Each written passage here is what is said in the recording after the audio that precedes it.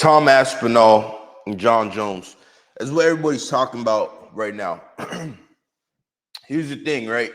When we look at the heavyweight rankings, and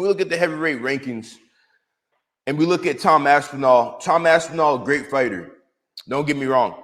But Ciryl Gane has a far better resume than Tom Aspinall. And I don't think Tom Aspinall would beat Ciryl Gane if they fought one-on-one. Everybody forgets how they were looking at Ciryl Gane before Jon Jones pieced him up. And when we look at Ciryl Gane's resume, it's way better than Tom Aspinall's. So let's get into that. So Tom Aspinall's resume right now, we look into it.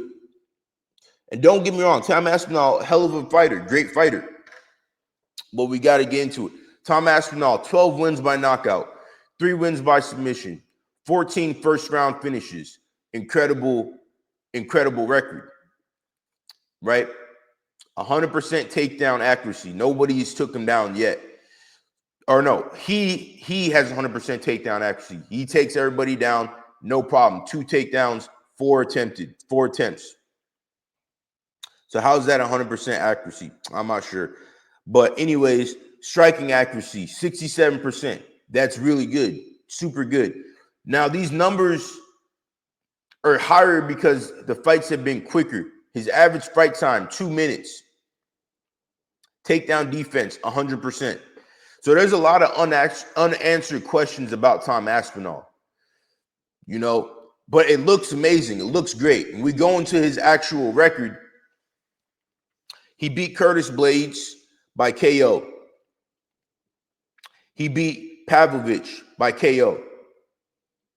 He beat Tybura, KO. Blades beat him by KO, TKO, knee injury, whatever you want to call it. But it is put on here by KO, TKO. Curtis Blades beat Tom Aspinall. Aspinall beat Volkov by submission.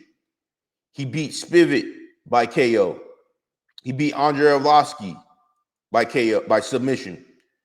He beat Budak. And he beat Collier, which Collier used to be a 185er. You know what I'm saying? Collier used to be a 185er. Let's not forget.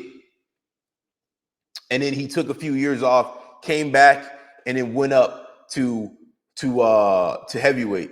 And he wasn't like a super jacked heavyweight. Collier, good fighter though. Good fighter nonetheless. When we go into Ciryl Gane's record, Ciryl Gane has 6 wins by knockout, 3 wins by submission, 3 first-round finishes.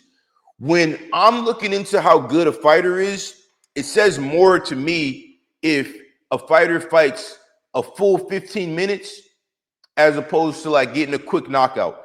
Because when your fighter fights a full 15 minutes or longer, we can really tell how good of a fighter that person actually is.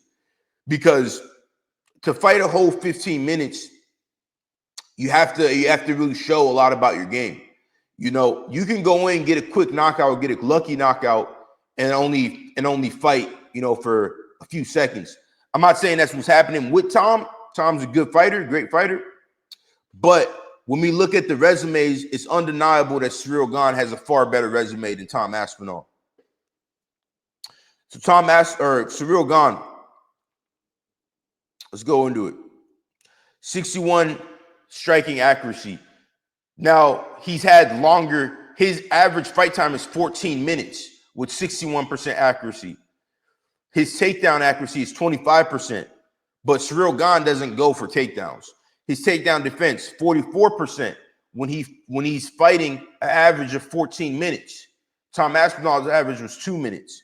So they both beat Volkov. Ciryl Gane beat Volkov by decision. Ciryl Gane beat Spivak by KO, same as Tom Aspinall. Ciryl Gane lost to Jon Jones. Ciryl Gane beat Tai Tuivasa by KO in a beautiful performance. If Tom Aspinall were to fight Tai Tuivasa, I think Tai Tuivasa would be a very tough fight for Tom Aspinall. I really do, because of the size, the knockout power. The styles makes fights. And I think Tai Tuivasa is a real hard matchup for Tom Aspinall. You call me crazy, whatever. That's what I think personally. Ngannou beat Ciryl Gane in a 5-round fight. Well, we got to see some of Ciryl Gane's ground game. You know, we got to see him, how he goes in a longer duration of a fight. And we all know how good Francis Ngannou is. So Ciryl Gane beat Derrick Lewis by KO. You know, Derrick Lewis is an incredible fighter. Ciryl Gane beat Volkov twice. He beat him twice. And they fought 5 rounds. You know, they fought a total of 8 rounds. And Ciryl Gane was able to beat him. So if it's a longer fight, does Tom Aspinall beat Volkov? If it's a full length fight, I don't know. That's an interesting question. Jairzinho Rozenstruik, Ciryl Gane beat him as well, 5 rounds. Ciryl Gane beat former champion Junior Dos Santos. Ciryl Gane beat Bozer. He beat Mays. He beat Producer Nunes. So Ciryl Gane's resume, even in the fights he's lost, all together is a much better resume than Tom Aspinall. I don't think you can even really measure the two, because Ciryl Gane has beat Jairzinho Rozenstruik. He's beat Junior Dos Santos. He's beat Volkov twice. He beat Derrick Lewis. He beat Spivak. He beat Tai Tuivasa. So Ciryl Gane has a much better resume than Tom Aspinall. I think really the reason Tom Aspinall, so many people are dick riding him right now is because, you know, Jon Jones seems like Jon Jones isn't really that impressed and doesn't really, you know, feel like fighting him or risking it with him. I'm not saying Aspinall isn't a hell of a fighter. He obviously is. I'm just saying Ciryl Gane has a better resume than Tom Aspinall at this moment. And if they were to fight, I don't think Tom Aspinall beats Ciryl Gane. And it's funny how quick the MMA fans just forget and switch up, because Jon Jones beat Ciryl Gane and pieced him up real quickly. That doesn't mean Tom Aspinall could do the same. You know, Jon Jones is in a different category. And I think that shows if Jon Jones and Tom Aspinall don't fight, then Ciryl Gane versus Tom Aspinall should happen. And I think Ciryl Gane wins that fight